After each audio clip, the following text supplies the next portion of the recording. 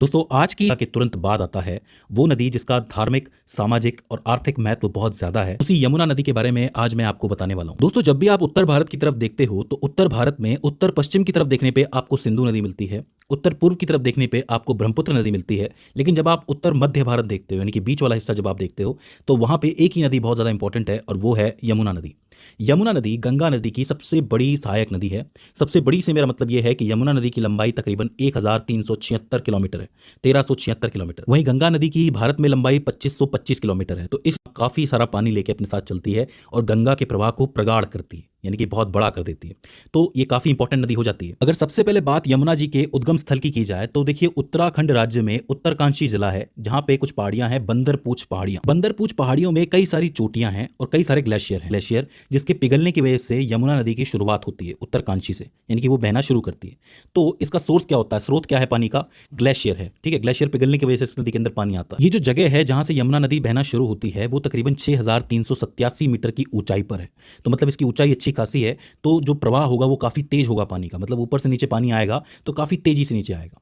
बात करें इसके प्रवाह की तो देखिए कुछ एक राज्यों में होकर के ये बहती है। उत्तराखंड में ये बहती है, इसके बाद हिमाचल प्रदेश को छूते हुए गुजरती है, इसके बाद हरियाणा जाती है, इसके बाद दिल्ली जाती है जो कि एक केंद्र शासित प्रदेश है। फाइनली यूपी के प्रयागराज में जाके ये गंगा नदी से मिल जाती है। लेकिन इस बीच एक खास बात यह है कि ये नदी मेनली भारत के कई राज्यों के बीच में सीमा का काम करती है। मतलब कई राज्यों की सीमा रेखा के रूप में ये नदी जानी जाती है, बांटती है। अब देखो मैं आपको बताऊंगा जैसे जैसे इसका रास्ता आगे चलता जाएगा। अगर पहले इसके रास्ते की बात कर ली जाए तो ये निकलती है यमुनोत्री ग्लेशियर से, उत्तराखंड से धीरे धीरे नीचे आती है और पहुंचती है देहरादून के कलसी के पास। कलसी के बाद जब ये आगे बढ़ती है तो ये हिमाचल प्रदेश और उत्तराखंड के अंदर आप देखोगे एक सीमा का काम करती है। मतलब ये हिमाचल प्रदेश को छूते हुए निकल रही है, सीमा से निकल रही है। तो दोनों के बीच में सीमा का जो काम है यमुना नदी करती है। जैसे ही हिमाचल प्रदेश पूरा होता है उसके तुरंत बाद शुरू हो जाता है हरियाणा। अब आप देखेंगे जब ये आगे बढ़ेगी तो हरियाणा और उत्तर प्रदेश के बीच में सीमा का काम करेगी। आगे जाने पर ये पहुंचती है दिल्ली। अब दिल्ली एक केंद्रीय शासित प्रदेश है, आपको पता है। और दिल्ली के अंदर जैसे ये घुसती है वहां पे इसका पॉल्यूशन लेवल बहुत ज्यादा हाई हो जाता है। आपको पता है कि वहां पे दिल्ली में यमुना सबसे ज्यादा पॉल्यूटेड है, सबसे ज्यादा प्रदूषित है। दिल्ली में जाने के बाद ये वापस दिल्ली से बाहर निकलती है तो ये दोबारा हरियाणा के अंदर आ जाती है। हरियाणा के अंदर वापस ये सीमा बनाना शुरू करती है और फाइनली यहाँ पे हरियाणा एंड होता है और यहाँ से शुरू हो जाता है उत्तर प्रदेश। यानी कि यमुना नदी पूरी तरीके से उत्तर प्रदेश में एंटर कर जाती है। अब यहाँ से यूपी के कुछ जरूरी शहर आते हैं जैसे कि मथुरा, आगरा, बटेश्वर, इटावा, जालौन, हमीरपुर, बांदा और प्रयागराज। तो इस तरीके से ये प्रयागराज में गंगा जी से जाकर के मिलती है। अब इस बीच में कई सारी इंपॉर्टेंट नदियां हैं जो इससे आके मिलती हैं, जिसको आप सहायक नदियां कहते हो।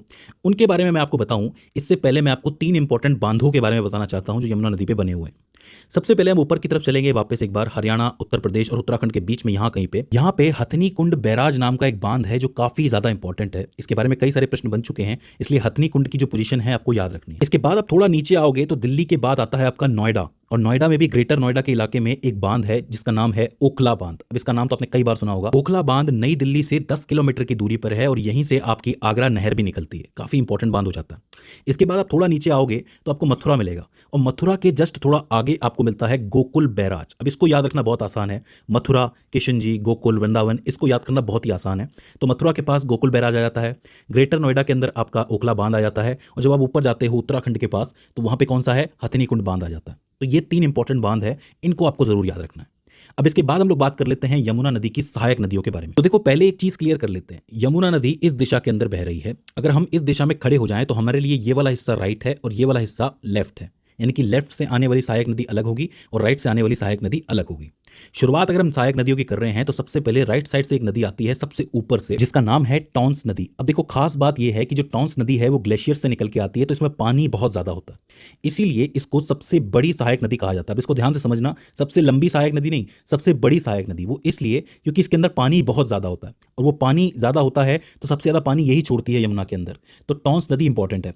दूसरी बात यह है कि जो हिमाचल प्रदेश है और जो उत्तराखंड है उसके बीच में सीमा का काम भी करती है टॉन्स नदी। ध्यान से देखो, समझो, यहां तक टॉन्स नदी सीमा का काम करती है, इसके आगे यमुना नदी सीमा का काम करती है। फिर से यहां से टॉन्स नदी सीमा का काम करती है, इसके आगे यमुना नदी काम करती है सीमा का। कोई दिक्कत है समझने में? इसको नहीं होनी चाहिए, बहुत ही सिंपल है। ठीक है, तो टॉन्स नदी पहली नदी हो जाती है और वो सबसे बड़ी कहलाती है क्योंकि ये सबसे ज्यादा पानी लेके आती है।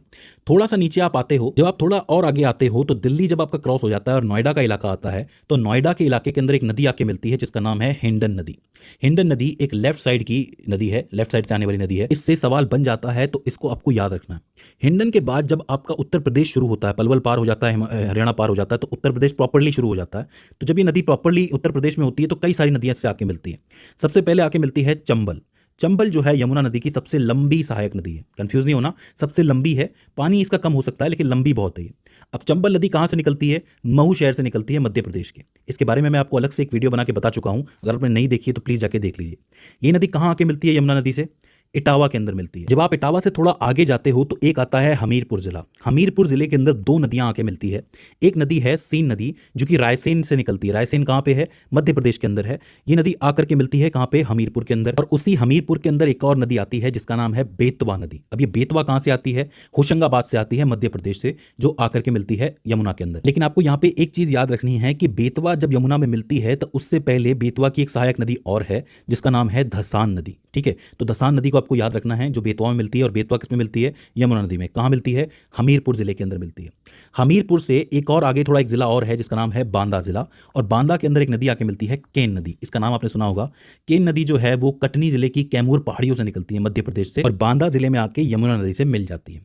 इसके बाद आपका आता है प्रयागराज। हालांकि एक दो जिले और हैं लेकिन प्रयागराज इंपॉर्टेंट जिला है हमारे लिए। यहाँ पे जो आपकी यमुना नदी है वो गंगा जी से आके मिल जाती है, जिसको आप संगम के नाम से भी जानते हो। तो इस तरीके से यमुना नदी अपना प्रवाह मार्ग पूरा करती है। तो दोस्तों मुझे उम्मीद है कि आपको यमुना प्रवाह मार्ग समझ में आया होगा। अगर इसके बाद भी इसके अंदर आपको